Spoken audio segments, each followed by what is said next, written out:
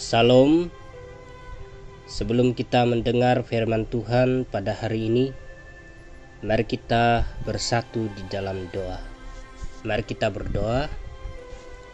Tuhan Allah Bapa kami yang ada di surga, yang kami kenal di dalam nama Tuhan kami Yesus Kristus. Pada hari ini Tuhan, kami ingin bersama-sama belajar firman-Mu. Bukalah pintu hati kami, supaya firman-Mu dapat masuk di dalam hati kami. Hamba-Mu yang menyampaikan, urapilah dan berikanlah kebijaksanaan, supaya hamba-Mu dapat menyampaikan firman-Mu sesuai dengan kebenaran-Mu. Di dalam nama Tuhan kami Yesus Kristus, kami berdoa dan mengucap syukur. Mari kita katakan bersama-sama, amin. Teks pembelajaran kita pada hari ini diambil di dalam Kejadian 45 ayat 1 sehingga ayat yang ke-15. Kejadian 45 ayat 1 sehingga ayat yang ke-15 di bawah tajuk Yusuf memperkenalkan dirinya kepada saudara-saudaranya. Tema kita pada hari ini, mengasihi tanpa batas. Saudara-saudari yang dikasihi Tuhan, minggu yang lalu kita sudah belajar tentang tema pengajaran di balik ujian. Dan pada hari ini kita akan belajar bersama-sama tentang mengasihi tanpa batas. Jadi, tanpa membuang masa, mari kita sama-sama selidiki tema ini supaya kita dapat memahami dan belajar sesuatu dari Yusuf yang tetap mengasihi saudara-saudaranya tanpa batas. Saudara-saudari yang dikasihi Tuhan, kalau kita mengimbas kembali pembelajaran kita minggu yang lalu, di dalam topik itu kita ada belajar tentang Yusuf menguji saudara-saudaranya untuk semata-mata mau mengajar mereka berkata jujur, rendah hati, dan mengasihi satu sama yang lain. Jadi teks pembelajaran kita pada hari ini adalah sambungan dari pembelajaran kita minggu yang lalu, di mana di dalam teks kita pada hari ini akhirnya Yusuf memperkenalkan dirinya kepada saudara-saudaranya. Perhatikan ayat 1 sehingga ayat yang kedua dalam terjemahan baru bahasa Indonesia.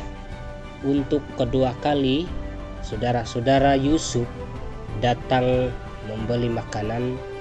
Yusuf akhirnya memperkenalkan dirinya kepada saudara-saudaranya karena Yusuf tidak mampu lagi menahan tangis di dalam hatinya. Sebab itu kalau kita baca ayat yang kedua, di sini jelas dinyatakan bahwa Yusuf menangis dengan sekeras-kerasnya sehingga tangisannya itu didengar oleh orang Mesir dan seluruh penghuni di dalam istana Raja Firaun. Di dalam ayat yang ketiga terjemahan baru bahasa Indonesia dinyatakan Yusuf memperkenalkan dirinya bahwa dirinya adalah Yusuf yang dijual mereka kepada orang Midian atau di tanah Mesir. Ketika saudara-saudara Yusuf tahu bahwa yang memperkenalkan diri itu adalah Yusuf, mereka terdiam dan sama sekali tidak dapat berkata-kata sebab mereka takut dan gentar menghadapi Yusuf. Ayat yang keempat, kalau kita baca, oleh karena saudara-saudara Yusuf takut dan gentar bercakap dengan Yusuf, Yusuf akhirnya mengulangi 2 kali ucapannya itu kepada saudara-saudaranya bahwa dia adalah Yusuf yang mereka jual di tanah Mesir. Kemudian di ayat yang kelima saya bacakan, tetapi sekarang janganlah bersusah hati dan janganlah menyesali diri karena kamu menjual aku ke sini, sebab untuk memelihara kehidupanlah Allah menyuruh aku mendahului kamu, kata Yusuf kepada saudara-saudaranya, supaya mereka tidak gentar atau takut menghadapi Yusuf. Jadi Yusuf memberitahu hal ini kepada saudara-saudaranya supaya mereka tidak takut atau gentar.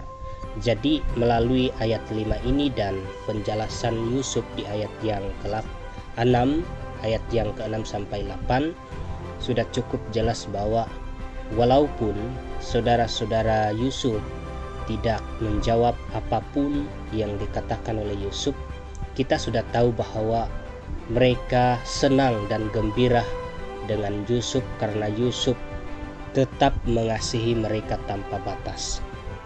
Singkat cerita, selepas Yusuf memperkenalkan dirinya kepada saudara-saudaranya dan menjelaskan tujuannya mengapa dia terjual di Mesir, inilah yang dipesankan oleh Yusuf kepada saudara-saudaranya. Boleh baca ayat yang ke-9 sampai ayat yang ke-13 supaya semakin jelas pemahaman kita. Nah, sesudah Yusuf memberikan pesan kepada saudara-saudaranya, Yusuf akhirnya memeluk adiknya Binyamin sambil menangis, dan Binyamin pun menangis bersama-sama dengan Yusuf. Boleh lihat di dalam ayat yang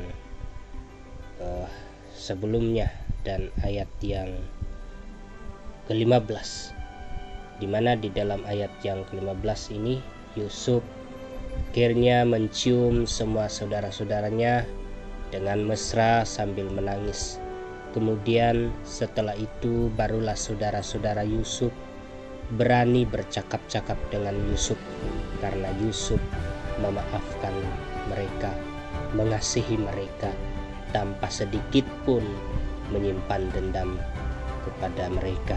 Jadi pengajaran dari teks ini secara singkat yang dapat kita pelajari bersama-sama, yang dapat kita pelajari dan teladani di dalam teks ini adalah, walaupun Yusuf diperlakukan dengan tidak baik oleh saudara-saudaranya sebelumnya, bahkan dirinya dijual di tanah Mesir, Yusuf sama sekali tidak menyimpan dendam atas perbuatan jahat saudara-saudaranya sebelumnya.